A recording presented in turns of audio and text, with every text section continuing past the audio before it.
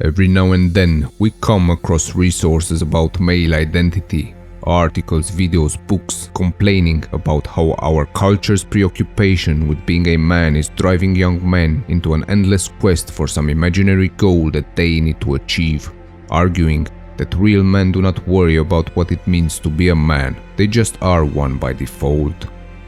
Such a push against the pursuit of mature manhood will probably raise some questions in your mind, friend. Questions like the following: is manhood born or made? Do real men simply live their lives without ever asking what it means to be a man because they're too busy being one? Does this mean that manhood cannot be taught and you either are a man from birth or you are just lost forever? Is manhood just a trend that comes and goes?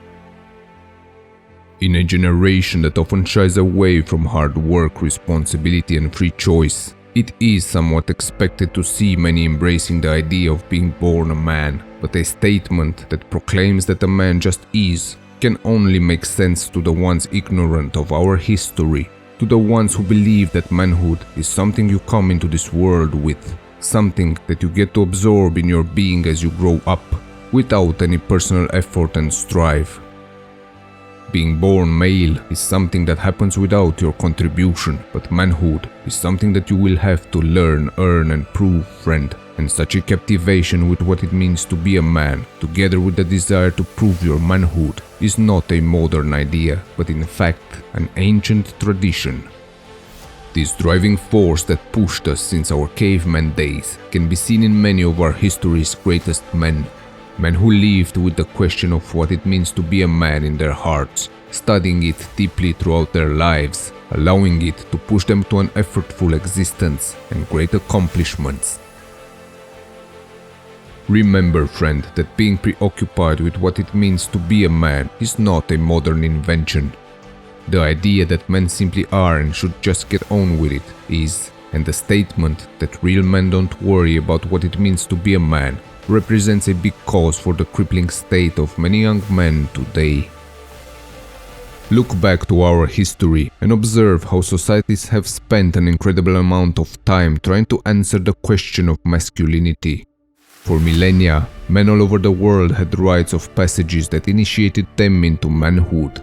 Older men would take young men under their care to make sure that they were properly taught how to perform their duties and responsibilities, and once boys became men, they accepted the challenge of maintaining their manhood throughout their lives.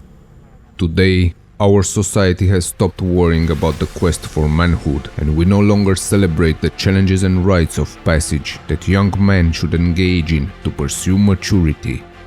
The songs that sang such sagas, the books that told such tales and the speeches that were given in the past on the topic of manhood seem to have ceased. Honorable men of character, mentors that could guide the young men into a fulfilling existence have disappeared, and society refuses to offer any concrete ideals of what it means to be a man, fearing that someone might get offended and leaving young boys to create their own idea of manhood, a practice that oftentimes will lead to extreme behavior. Understand, friend, that without a clear guidance, it can be easy to remain stuck between adolescence and adulthood, cruising through life without any clear direction. For this reason alone, I dare you to close your ears for a while to the narrative that you are a man by default, and take your time to study and contemplate on what it means to be a man. The element we have forgotten, our ancestors understood. If you as a man are left to your own devices, you will always take the path of least resistance. Your life will be filled with many difficult challenges, and once you will stop making an effort, you will be crushed. Fuel yourself to push your masculine potential to the maximum. Seek the best advice that you can find in men that you admire. Read websites and books on the topic to form your own opinion about the importance of such a pursuit. Be humble enough to take the advice of the older men in your life. Look up to their actions from the present and the past, and never forget that manhood can be taught, and it must be. Real men are men of action, but do not be fooled into believing that manhood is reduced to that, and that you should never think about masculinity because you are too busy being a man. Indeed, your actions represent the end result of who you are, but what is the means to that end? What type of actions should you take? What is the driving force behind them? What kind of values and morals should push your goals and priorities as a man? Deep thought and reflection are needed to answer such questions, answers that will eventually lead you to your actions.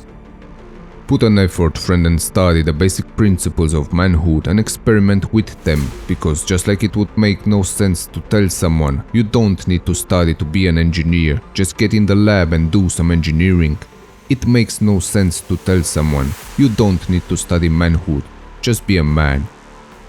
Neither taking action without studying and reflecting on ideas, nor too much reflection without action will get you far in life. Become a man that understands the importance of both and harness these two forces to your advantage. Keep in mind, friend, that if you wish to become a man that lives a life of virtue and excellence, and if you desire to reach your full potential, then you will need to accept that such a life will only happen with a great deal of study and effort. Engage with the works of great men, both ancient and modern, as well as with men that can teach you the virtues and practical skills you need to become a man among men. Ignore the endless shows, media posts, articles and commentaries telling you that manhood is just another passing trend, a tiresome commodity, and swing back from the hole such ideas threw you in, from the black pit of depression and lack of purpose in which you don't give a damn anymore about being the best that you can be. Manhood is not a trend, but an ideal that men throughout our history have tried to grasp. An ideal transformed into a tradition passed on from grandfather to father to son and beyond, one in which men reflected on what it meant to be a great man and took action to attain that standard. I dare you to choose the pursuit of manhood. I dare you to embrace adversity and explore your masculine potential, and I dare you to become the best man that you can be. Will you accept such a challenge? The choice is yours to make.